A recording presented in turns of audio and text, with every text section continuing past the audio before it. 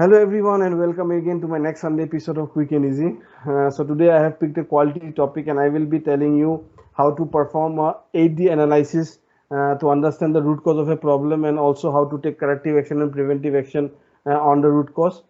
So this is a very vast topic, but I have tried to manage a very small video with a very simple example so that it is very easy for you to understand, learn and also apply in your business processes. I'm sharing my screen and I'm getting started with today's learning video. If you remember in one of my earlier videos, I have already shared that there are three different levels of RCA depending on the impact and the complexity of the problem we are resolving. So the basic level RCA, the middle level RCA and the high level RCA. About basic level RCA, I have already shared in lesson 9 and today I talk about 8D analysis, which is a middle level RCA tool with a very simple example. So I hope you learn about 8D in a very easy and a quick way in today's video. So let's get started. So here if you see there are 8 disciplines which are to be followed in 8D analysis, where the first 2 disciplines is about describing the problem well, and the next discipline that is discipline 3 is about the containment action. The next 3 discipline is about taking the corrective action, and the last 2 discipline is about the preventive actions we have to take on the problem which we are resolving. So 8D not only takes care about identifying the root cause, but it also takes care about taking corrective action and preventive action so that the problem is never repeated again. So today extensively I will be speaking about how to define a problem and a very less about containment, corrective and preventive action because I have already spoken in the earlier videos. So I will be speaking about the different discipline in a very quick and a fast manner because it is very difficult for me to close the entire subject in such a small time. So I hope you learn about all the discipline with a simple example in the next part of the video. D1 is all about selecting the right contributing cross-functional team. Why I am saying contributing? Because the right level of skilled people to be selected in the team for getting the right success in the 8D analysis. D2 is all about describing the problem statement.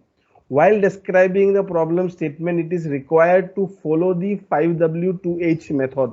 What are those 5W? The 5W are about what, why, who, where, when, and 2H is about to, how. So we will take an example and we will try to understand why it is important to use 5W2H method to describe a problem. Let us consider a problem where a customer was delivered a battery bank when the customer ordered for a charger. So it was a wrong delivery to a customer, and let us understand how 5W and 2H methods helps us to describe the problem statement in a better way. So if you ask these questions with 5Ws, then you get the answers, and with these answers you know what to do. So this has been explained in this table. So if you see here in this problem, the problem is about a wrong delivery. So this is the problem. With this you know what is to be investigated, and if you ask why it is a problem, because the customer order was not met is the problem, so you know what is to prioritize. If you want to know who detected the problem, then it was by the customer, so you know whom to ask the different questions you want to know during the investigation. So where was it detected, to give you some clues. When was it detected, to understand the related events. So how was it detected, so you want to know the flow, so how the customer or the problem was identified. And with the question how many parts are affected, you know the size of effort you need to put in resolving this problem. Once the problem is defined with the help of 5W and 2H method, the problem statement looks like: one customer detected a wrong supply of one number's battery bank in place of one charger on 4th of July, that is today, while unboxing the consignment which was delivered to customer. So here you can understand the problem, or you can understand the exact problem, and also you can understand the intensity of the problem when the problem is defined with the 5W and 2H method, compared to when the problem is just a statement about what the problem is.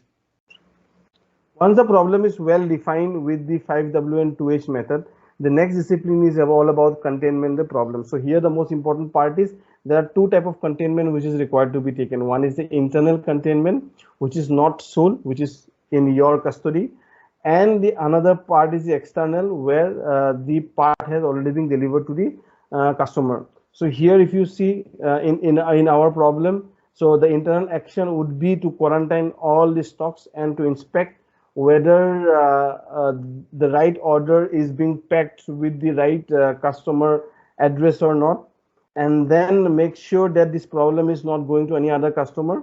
The external containment could be to deliver the charger as soon as possible to the customer so that he gets what he has ordered.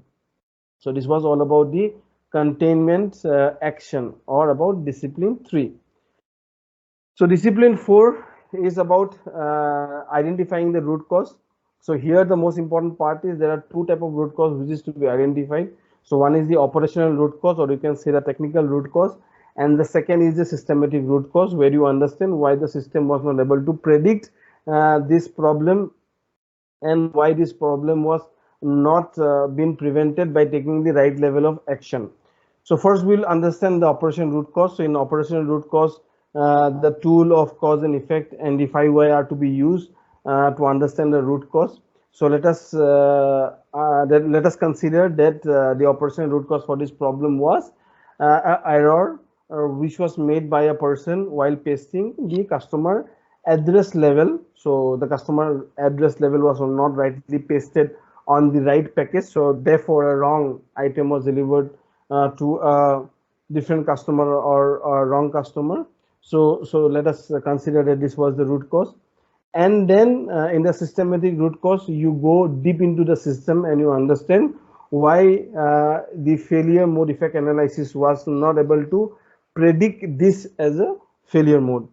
So with this operational root cause, what has been identified, so this is now being taken forward in discipline 5, where the solution to this problem is generally defined. So for example, for this problem, the team is able to decide a process where automatic process is introduced, where you are linking the order barcode with the product barcode with the customer address barcode, so that all the three things are electronically linked, and therefore this problem will never arise due to a human error or a human mistake of pasting a wrong address in a wrong consignment box. So if you are able to meet this as a solution, so it is a kind of a Poka-Yoke solution, a mistake proven solution. So this comes as a solution in discipline 5. And in discipline 6, you implement this solution, and not only you implement, but you validate whether this solution will work or it will bring some new issues in the system. So this validation process is taken care in discipline 6. The next discipline is about preventing the problem, which is the preventive action. So in preventive action, you go and you revise the FMEA with the right level of control plan, and also you go and look into different processes or other processes or other products or other business processes where this kind of similar problem can arise, and you remove this problem by taking the action before the problem is occurring on those different product lines. So this is all about preventive action. And then when you go into discipline 8, it is about closing the problem, appreciating the team, and sharing the experiences with others about the knowledge which has been gained during the entire 8D analysis process.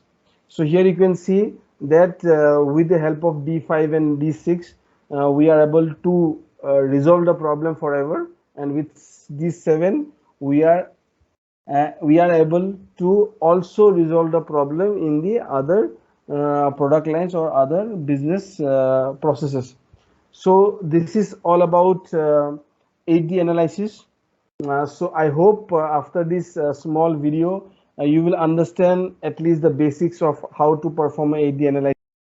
Thank you for watching my video. I hope today you have learned about 8D tool in a most simple way and in a most quick way.